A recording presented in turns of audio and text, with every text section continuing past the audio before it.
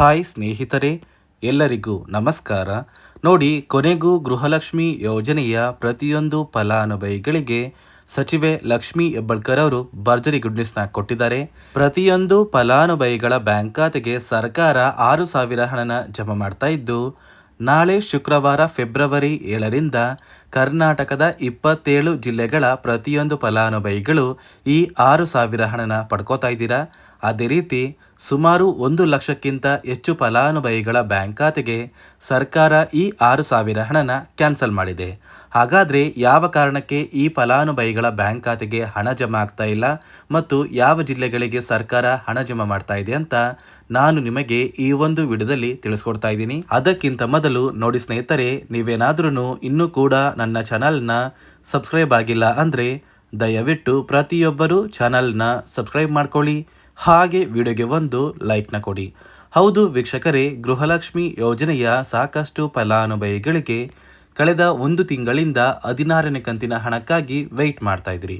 ಯಾವ ದಿನ ನಮ್ಮ ಬ್ಯಾಂಕ್ ಖಾತೆಗೆ ಹಣ ಜಮಾ ಆಗುತ್ತೆ ಅಂತ ಸಾಕಷ್ಟು ಫಲಾನುಭವಿಗಳು ಕಮೆಂಟ್ನ ಕೂಡ ಮಾಡ್ತಾ ಇದ್ರಿ. ಇದೀಗ ಕೊನೆಗೂ ನಿಮ್ಮ ಬ್ಯಾಂಕ್ ಖಾತೆಗೆ ಸರ್ಕಾರ 6,000 ಹಣನ ಜಮಾ ಮಾಡ್ತಾ ಇದ್ದೀವಿ ಅಂತ ಸಚಿವೆ ಲಕ್ಷ್ಮಿ ಹೆಬ್ಬಾಳ್ಕರ್ ಅವರು ಪ್ರತಿಯೊಂದು ಫಲಾನುಭವಿಗಳಿಗೆ ಭರ್ಜರಿ ಗುಡ್ ನ್ಯೂಸ್ನ ಕೊಟ್ಟಿದ್ದಾರೆ.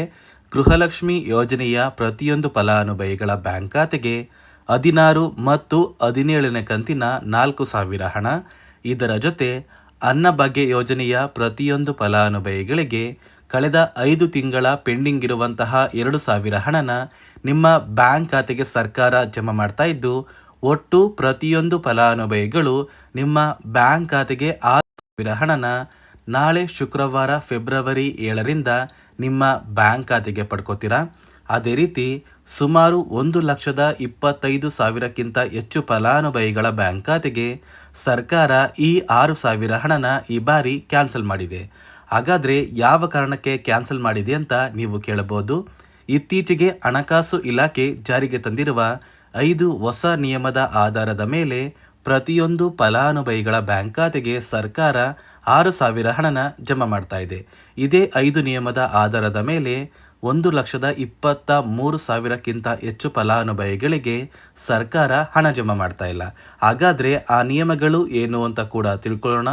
ಅದಕ್ಕಿಂತ ಮೊದಲು ನಾಳೆ ಶುಕ್ರವಾರ ಫೆಬ್ರವರಿ 7ರಿಂದ ಯಾವ ಜಿಲ್ಲೆಗಳ ಫಲಾನುಭವಿಗಳ ಬ್ಯಾಂಕ್ ಖಾತೆಗೆ ಹಣ ಜಮಾ ಆಗ್ತಾ ಇದೆ ಅಂದರೆ ಸುಮಾರು 27 ಜಿಲ್ಲೆಗಳ ಒಂದು ಪಟ್ಟಿನ ಸರ್ಕಾರ ಬಿಡುಗಡೆ ಮಾಡಿದ್ದು, ಈ 27 ಜಿಲ್ಲೆಗಳ ಹೆಸರು ಏನು ಅಂದರೆ, ಮೊದಲಿಗೆ ಸ್ನೇಹಿತರೆ, ಬಾಗಲಕೋಟೆ, ಬೆಂಗಳೂರು ನಗರ, ಬೆಂಗಳೂರು ಗ್ರಾಮಾಂತರ, ಬೆಳಗಾವಿ, ಬಳ್ಳಾರಿ, ಬೀದರ್, ವಿಜಯನಗರ, ಚಾಮರಾಜನಗರ, ಚಿಕ್ಕಬಳ್ಳಾಪುರ, ಚಿಕ್ಕಮಗಳೂರು, ಚಿತ್ರದುರ್ಗ, ದಕ್ಷಿಣ ಕನ್ನಡ, ದಾವಣಗೆರೆ, ಧಾರವಾಡ, ಗದಗ, ಕಲಬುರಗಿ, ಹಾಸನ, ಹಾವೇರಿ, ಕೊಡಗು, ಕೋಲಾರ, ಕೊಪ್ಪಳ, ಮಂಡ್ಯ, ಮೈಸೂರು, ರಾಯಚೂರು, ರಾಮನಗರ, ಶಿವಮೊಗ್ಗ, ತುಮಕೂರು, ಉಡುಪಿ, ಉತ್ತರ ಕನ್ನಡ, ಯಾದಗಿರಿ ಮತ್ತು ಬಿಜಾಪುರ.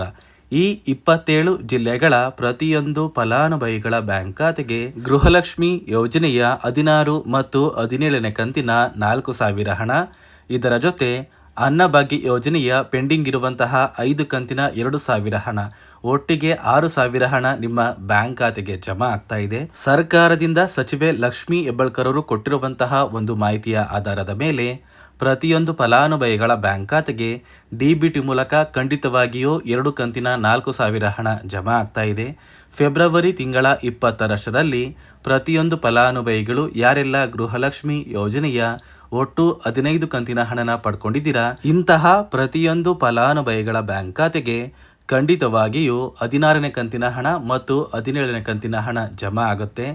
ಮೊದಲು 16ನೇ ಕಂತಿನ ಹಣ ಬಂದರೂ ಕೂಡ ಕೆಲವೇ ದಿನಗಳಲ್ಲಿ ಅಂದರೆ 3 ಅಥವಾ 4 ದಿನಗಳಲ್ಲಿ 17ನೇ ಕಂತಿನ ಹಣ ಕೂಡ ನಿಮ್ಮ ಬ್ಯಾಂಕ್ ಖಾತೆಗೆ ಸರ್ಕಾರದಿಂದ ಜಮಾ ಮಾಡ್ತಾರೆ. ದಯವಿಟ್ಟು ಪ್ರತಿಯೊಂದು ಫಲಾನುಭವಿಗಳು ಕೆಲವೇ ದಿನಗಳ ಕಾಲ ವೇಟ್ ಮಾಡಿ. ಅದೇ ರೀತಿ ಸುಮಾರು 1,23,000 ಫಲಾನುಭವಿಗಳ ಬ್ಯಾಂಕ್ ಖಾತೆಗೆ ಸರ್ಕಾರ ಈ ಬಾರಿ ಈ 6,000 ಹಣನ ಜಮಾ ಮಾಡ್ತಾ ಇಲ್ಲ.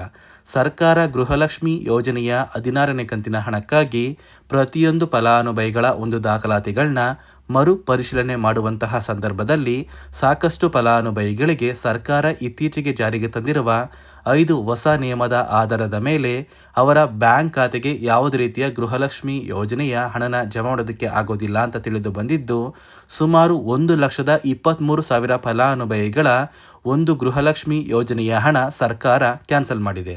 ಹಾಗಾದರೆ ಬನ್ನಿ ಸ್ನೇಹಿತರೆ, ಸರ್ಕಾರ ಜಾರಿಗೆ ತಂದಿರುವ 5 ಹೊಸ ನಿಯಮಗಳು ಏನು ಅಂತ ನಾನು ನಿಮಗೆ ತಿಳಿಸ್ಕೊಡ್ತಾ ಇದ್ದೀನಿ. ನೋಡಿ ಸ್ನೇಹಿತರೆ, ಮೊದಲನೆಯ ಒಂದು ನಿಯಮ ಬಂದು, ಗೃಹಲಕ್ಷ್ಮಿ ಯೋಜನೆಯ ಪ್ರತಿಯೊಂದು ಫಲಾನುಭವಿಗಳು ಯಾರೆಲ್ಲ ಇದ್ದೀರಾ, ನಿಮ್ಮ ಮನೆಯ ಪ್ರತಿಯೊಂದು ಸದಸ್ಯರ ಆಧಾರ್ ಕಾರ್ಡ್ನ ನಿಮ್ಮ ಬಳಿ ಇರುವಂತಹ ಒಂದು ರೇಷನ್ ಕಾರ್ಡಿಗೆ ಕಡ್ಡಾಯವಾಗಿ ಲಿಂಕ್ ಮಾಡಿಸ್ಬೇಕು.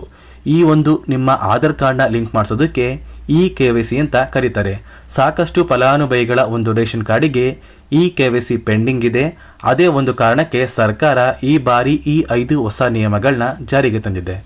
ಅದೇ ರೀತಿ ಎರಡನೆಯ ಒಂದು ನಿಯಮ ಬಂದು, ಸಾಕಷ್ಟು ಫಲಾನುಭವಿಗಳ ಒಂದು ಆಧಾರ್ ಕಾರ್ಡ್ ಏನಿದೆ, ಆ ಒಂದು ಆಧಾರ್ ಕಾರ್ಡ್ 15 ವರ್ಷ ಅಥವಾ 15 ವರ್ಷಕ್ಕಿಂತ ಹೆಚ್ಚು ಹಳೆಯ ಆಧಾರ್ ಕಾರ್ಡ್ ಆಗಿದೆ. ಈ ಒಂದು ಫಲಾನುಭವಿಗಳು ಅವರ ಆಧಾರ್ ಕಾರ್ಡ್ಗೆ ಯಾವುದೇ ರೀತಿಯ ತಿದ್ದುಪಡಿ ಕೂಡ ಮಾಡಿಸಿಲ್ಲ ಮತ್ತು ಯಾವುದೇ ರೀತಿಯ ಒಂದು ಅಪ್ಡೇಟ್ನ ಕೂಡ ಮಾಡಿಸಿಲ್ಲ. ಅದೇ ಒಂದು ಕಾರಣಕ್ಕೆ ನಿಮ್ಮ ಆಧಾರ್ ಕಾರ್ಡ್ನ ನೀವು ತಿದ್ದುಪಡಿ ಮಾಡಿಸಿಲ್ಲ ಅಂದರೆ ನಿಮ್ಮ ಬ್ಯಾಂಕ್ ಖಾತೆಗೆ 2,000 ಹಣ ಜಮಾ ಆಗ್ತಾ ಇಲ್ಲ. ಮತ್ತೆ ಸ್ನೇಹಿತರೆ, ಸರ್ಕಾರ 16ನೇ ಕಂತಿನ ಹಣನ ಜಮಾ ಮಾಡುವ ಮುಂಚೆ ಪ್ರತಿಯೊಂದು ಫಲಾನುಭವಿಗಳ ಒಂದು ದಾಖಲಾತಿಗಳನ್ನ ಮರುಪರಿಶೀಲನೆ ಮಾಡಿದ್ದಾರೆ. ಈ ಒಂದು ಸಂದರ್ಭದಲ್ಲಿ ಫಲಾನುಭವಿಗಳು ಸರ್ಕಾರಕ್ಕೆ ತೆರಿಗೆನ ಕಟ್ತಾ ಇರೋದು ತಿಳಿದು ಬಂದಿದೆ.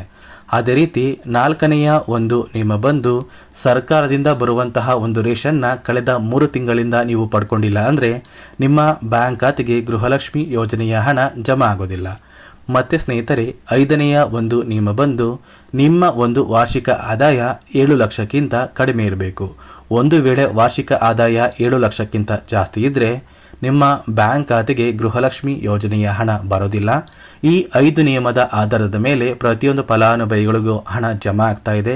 ನಾಳೆ ಶುಕ್ರವಾರ ಫೆಬ್ರವರಿ 7ರಿಂದ ಕರ್ನಾಟಕದ 27 ಜಿಲ್ಲೆಗಳ ಪ್ರತಿಯೊಂದು ಫಲಾನುಭವಿಗಳ ಬ್ಯಾಂಕ್ ಖಾತೆಗೆ ಸರ್ಕಾರ 6,000 ಹಣನ ಜಮಾ ಮಾಡ್ತಾ ಇದೆ.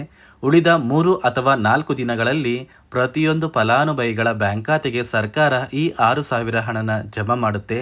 ಕೆಲವೇ ದಿನಗಳ ಕಾಲ ನೀವು ವೇಟ್ ಮಾಡಿ ಅಂತ ಹೇಳ್ತಾ, ಇದಿಷ್ಟು ಸರ್ಕಾರದಿಂದ ಬಂದಿರುವಂತಹ ಒಂದು ಮಾಹಿತಿಯಾಗಿದೆ. ನಾನು ಕೊಟ್ಟಿರುವಂತಹ ಮಾಹಿತಿ ನಿಮಗೆ ಇಷ್ಟ ಆಗಿದ್ರೆ ದಯವಿಟ್ಟು ಪ್ರತಿಯೊಬ್ಬರೂ ನನ್ನ ಚಾನಲ್ನ ಸಬ್ಸ್ಕ್ರೈಬ್ ಮಾಡ್ಕೊಳ್ಳಿ.